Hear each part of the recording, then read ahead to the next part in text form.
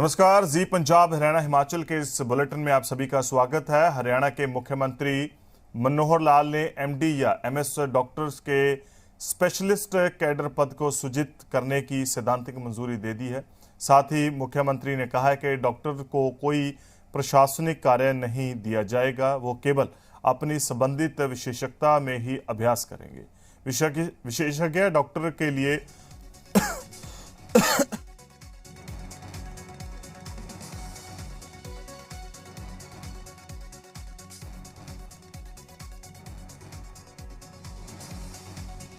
Doctors के लिए सरकार एक विशेष कैडर बनाएगी और डॉक्टरों को विशेषज्ञ कैडर के रूप में पीएचसी की बजाय बड़े अस्पतालों में भी तैनाती मिल सकेगी।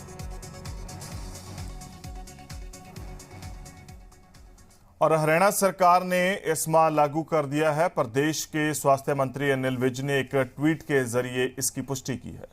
एस्मा लागू होने से अब 6 महीने तक स्वास्थ्य कर्मी हड़ताल नहीं कर सकेंगे। बता दें कि प्रदेश भर में डॉक्टरों का एक समूह मंगलवार को एक दिन की हड़ताल पर था। विज ने अपने ट्वीट में लिखा है कि डॉक्टरों के एक समूह के हड़ताल पर जाने के बाद ये कदम उठाया गया है। विज ने लिखा है कि कोरोना रोकथाम में बाधा डालने के लिए एक समूह हड़ताल की। देश कोरोना की लड़ाई लड़ रहा है। ऐसे समय में डॉक्टरों के एक समूह ने हड़ताल पर जाने की घोषणा करके उस लड़ाई में बाधा डालने का काम किया है। और यमुनानगर के जगाधरी में भारी पुलिस बल की मौजूदगी में अनाज मंडी को खाली करवाकर धरने पर बैठे 1983 पीटीआई टीचर्स और ड्राइंग टीचर्स को हिरासत में ले ली गया है। दरअसल प्रदर्शनकारी टीचर्स सुबह प्रभात फेरी निकालने निकले थे और शिक्षा मंत्री कंवरपाल गुर्जर के निवास की तरफ बढ़ रहे थे। तभी पुलिस ने बैरिकेड लगाकर रोक लिया और उन्हें दोपहर 12 बजे तक का समय दिया था, जिसके बाद भारी पुलिस बल की मौजूदगी में अनाज मंडी जगाधरी से उन्हें बसों में भरकर ले जाया गया।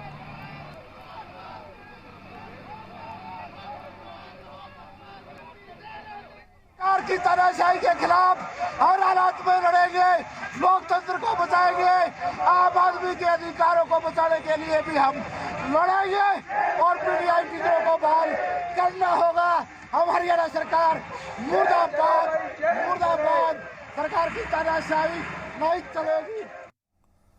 और डीएपी खाद की किल्लत के बाद अब सिरसा में यूरिया खाद के लिए कतारें लगनी शुरू हो गई हैं।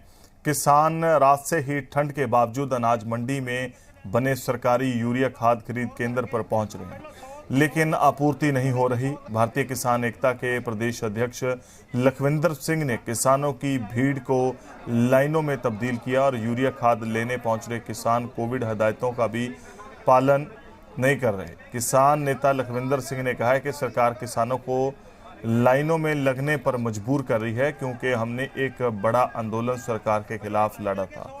उन्होंने आरोप लगाया कि सरकार खाद वितरण की आड़ में बदला ले रही है। कोरोना एक तरफ तो कह रहे कोरोना है, अगर ये लाइनें लगा लें तो डब वाली तक, अगर जो गाइडलाइन है ना कोरोना की, डब वाली तक लाइन लग जाएगी। क्या कर रही है सरकार? अब पूरी रात निकल गई, किसान यहाँ ठंड में बैठे हैं, ठीक है। उनको मतलब कोई भी यूरिया उपलब्ध नहीं करवाई गई अभी तक, ठीक है। और अभी देख लो 10 बजे अभी तक कोई इनका वो नहीं है।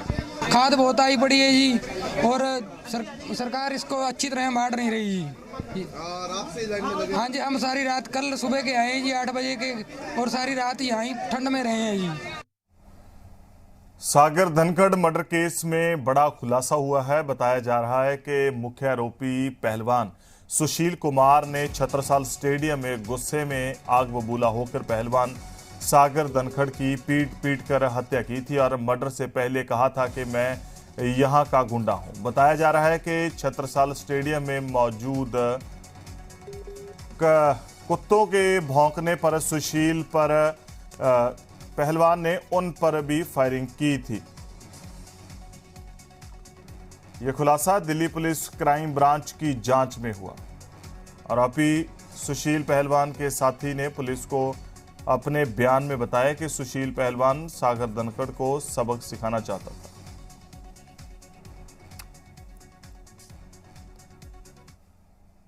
और हरियाणा के करनाल में नेशनल हाईवे पर दर्दनाक सड़क हादसा हो गया, जहां एक करके करीब 5 गाड़ियां आपस में भिड़ गई। दरअसल नेशनल हाईवे पर सेक्टर 6 के पास काम चल रहा था, जिसकी वजह से ट्रैफिक स्लो था और उसी दौरान मनाली से ग्रेटर नोएडा जा रही कार की स्पीड कम हुई तो पीछे से आ रहे गैस सिलेंडर से भरे ट्रक ने कार को टक्कर मार दी, जिसके चलते कार में बच्चों समेत 6 लोग अंदर फंस गए।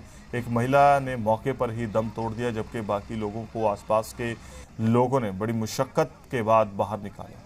हादसे का शिकार हुआ परिवार मनाली घूमकर वापस ग्रेटर नोएडा स्थित अपने घर लौट रहा था और इस सड़क हादसे में गाड़ी के परखच्चे हो चुके थे। ट्रक और गाड़ी की टक्कर के बाद पीछे से आ रही एक गाड़ी भी ट्रक में जा घुसी, जिसमें बैठा परिवार करनाल से घनौर जा रहा था और इस कार में सवार लोग भी घायल हो गए। उसके बाद 2 और गाड़ियां आपस में टकरा गई।